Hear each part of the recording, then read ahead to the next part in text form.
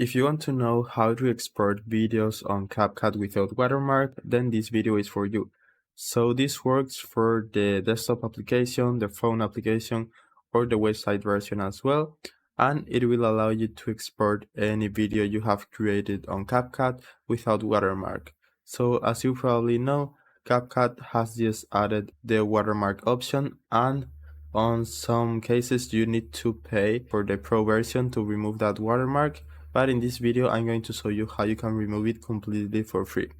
So all you need to do is go to the website version, go to CapCut.com, and then log into your CapCut account. So once you are here, you can directly export the projects from the desktop application, send them to your workspace, and they will appear right here. And then once you have your project here or your video, or if you want to, you can also create the video or edit it directly from the website version, because it's almost the same.